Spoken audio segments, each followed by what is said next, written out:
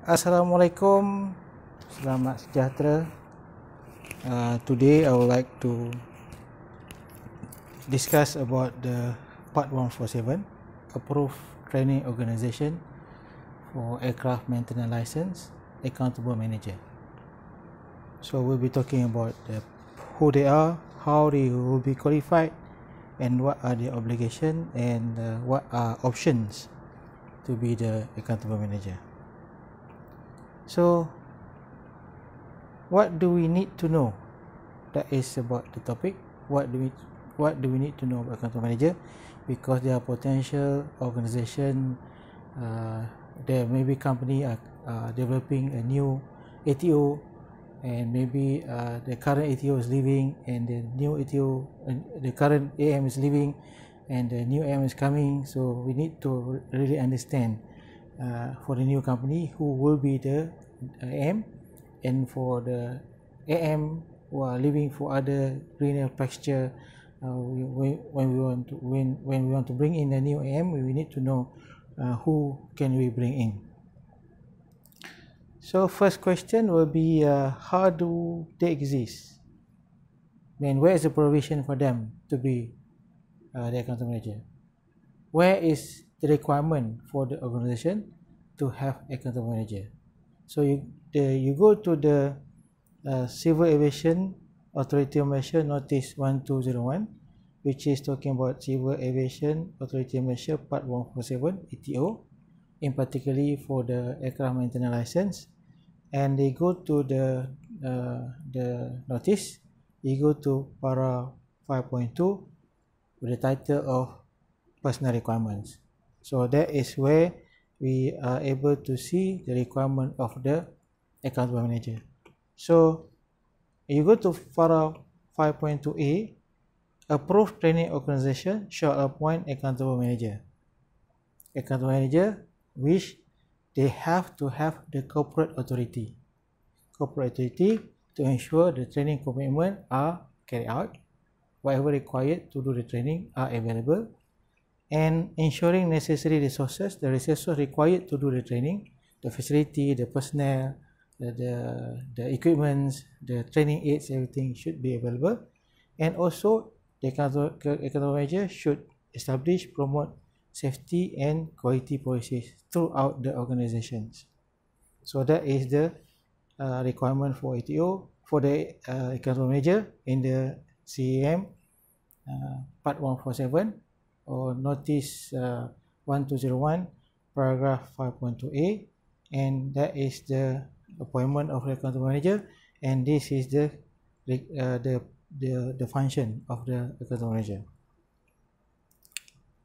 Then prerequisites. What is a prerequisite?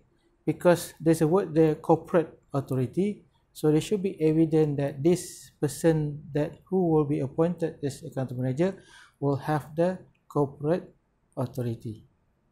So the company has given him corporate authority to be able to provide the resources for the running of the training organization. And also the second item here as a prerequisite is understanding of the regulation. He need to understand the basic understanding of the Civil Aviation Regulation of Malaysia, because he will be one of the entity inside the organization, inside the law. He should be able to understand his responsibility, his role, and accountability, because he will be he should follow the law. If not follow the law, there will be penalty against him. So he should be able to understand the law clearly. He should understand the Civil Aviation Act.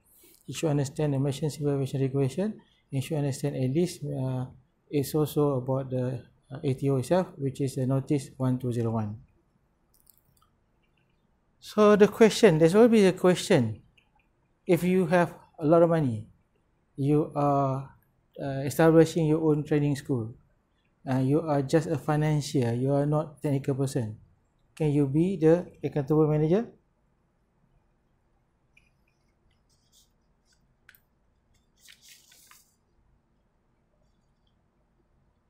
Okay, can you be the accountable manager? You are non-technical? The answer is yes. The answer is yes. However, the first thing that you have to have, or you have to show to authority, is you have the corporate authority. You must have the ability to provide all the resources required, and you have to have the evidence that you are able to provide to implement all the requirements in the regulation for you to run as an ATO. For example, requirement of facility, requirement of personnel, requirement of training material, the requirement of the trainings equipment, synthetic training devices. You should be able to provide those required as part of the requirement to be ATO. So yes, you can be non-technical, but you must have the corporate authority of the organization. So what is corporate authority? It's a word always, it's something that we may ask, what is corporate authority? So let's go back to the company regulation, which is Company Acta, the Company Act. Company Act 2016 at 777. So let's visit that, to visit those acts to understand who are in a company and who manage a company, who run a company. So section 211 of the act says that business affairs managed by the boards. So the company board to run the business affair. Private company can be one board. If it's a public company, at least 2 board members. So the board will run the business affair of the organization. However, if the boards are able to do that, because the board may be just investor, he got other business, so he may delegate the running to officer. That's why we see there is a CEO, Chief Executive Officer, there is a MD, Managing Director. So he's also maybe sit on the board, he also run the company, he could be the MD or he could be the CEO. So, but the board itself can just hire professional as a CEO. So that is the first. So every company should have a head, which is CEO or MD. Then what happens if the small organization, if you see the small organization is Sdn Bhd, is a CEO of the small company, so the CEO can be the account manager. So the CEO can be the account manager, must be the account manager, also can be the account manager. No question about it, because it's a small company, he got not other thing